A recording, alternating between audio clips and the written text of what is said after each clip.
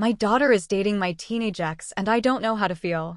She's happy, but I can't shake the unsettling feeling of my past resurfacing in her life. I always thought there were certain lines life wouldn't dare cross. Certain things too absurd, too ironic, too unsettling to ever happen. And yet, here I am, staring at my daughter's boyfriend, the man who once held my teenage heart in his hands.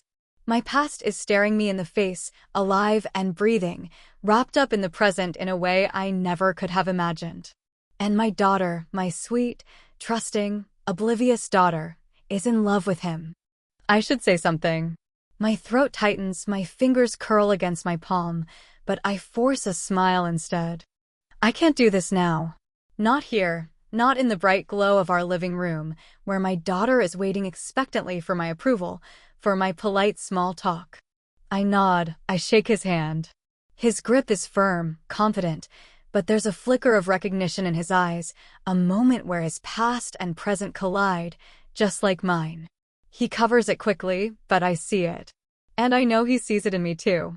"Mom, this is Daniel," my daughter says, her voice full of unfiltered joy. "We've been dating for a couple of months, and I thought it was time you met." Daniel. I haven't spoken that name in years, but it carries weight. It drags behind it memories I buried, moments I thought I'd long since outrun. The first kiss stolen under flickering streetlights.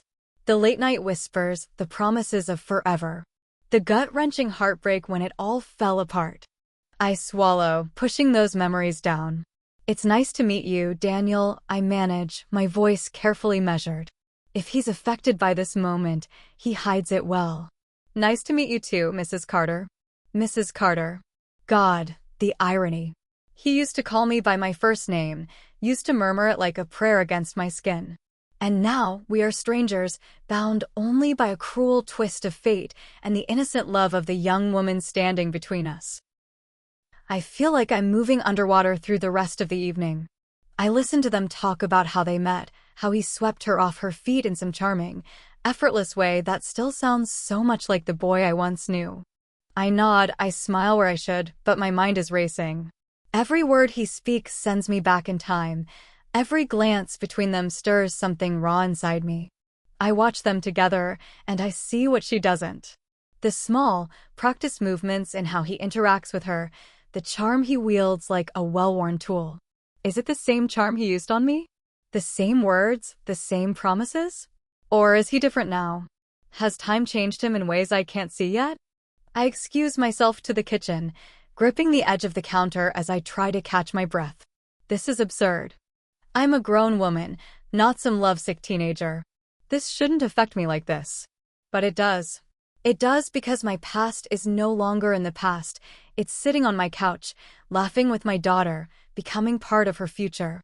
"Mom?" My daughter's voice pulls me back. I turn, plastering on another smile. "Yes, sweetheart. Everything okay? You seemed a little distant." Distant. If only she knew the storm raging inside me. But she doesn't, and I can't tell her. Not yet. Maybe not ever. I'm fine, I assure her. Just tired. Long day. She seems satisfied with the answer, but Daniel lingers in the doorway, his eyes flicking over me with something unreadable. Understanding? Caution? I don't know. And I don't want to. They leave an hour later, and as soon as the door clicks shut behind them, I exhale sharply, pressing my hands to my temples. What am I supposed to do with this? Pretend it isn't happening? Hope it falls apart before she gets too attached? Or do I tell her the truth, rip the illusion from her hands before it can solidify into something permanent? I don't know. All I know is that my world just shifted, and there's no way to unsee what I've seen. No way to undo the way my past is now tangled with my daughter's future. And worst of all, I don't know if I should stop it or if I even can. The silence in my house feels louder than it should after they leave.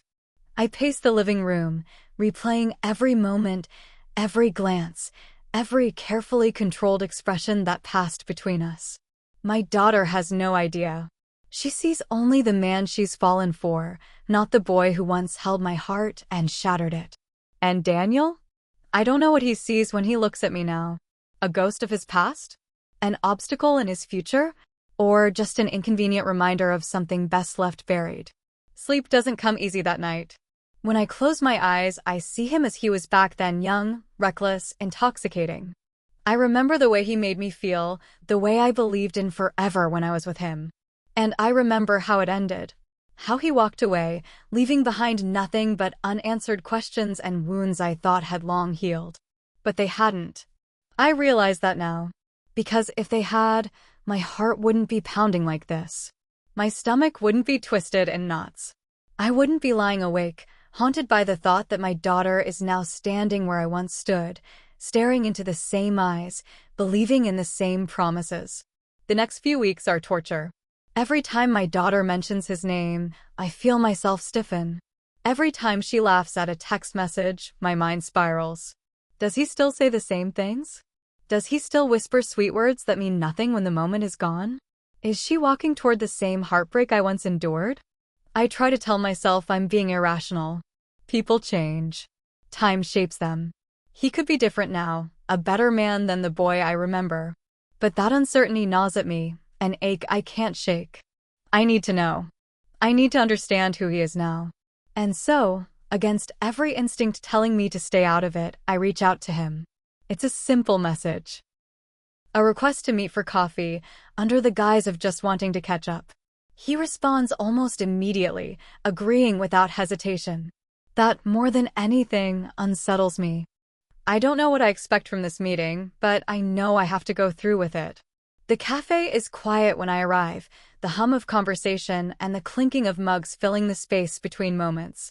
He's already there, sitting by the window, just like he used to when we were kids, waiting for me with that same air of effortless confidence.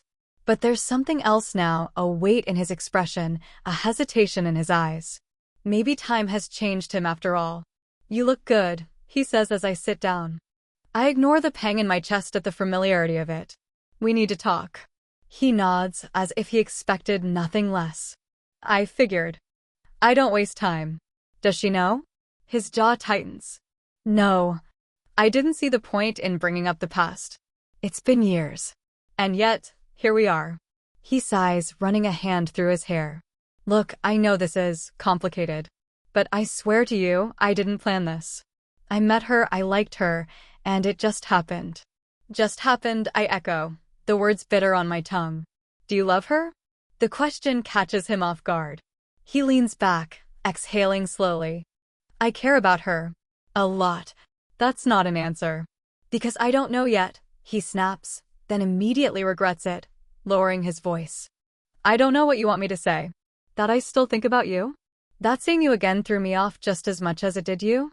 That every time she looks at me, I see the same fire you used to have. My breath catches. I wasn't prepared for that. And I hate him for saying it. Because it's exactly what I feared, that he still carries pieces of our past, that it might bleed into whatever he's building with my daughter. She deserves better than ghosts, I say, my voice quieter now.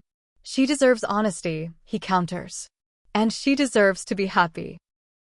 I stare at him, searching for the lies, the deception, the cracks in his carefully controlled mask. But all I see is sincerity, and that scares me more than anything else.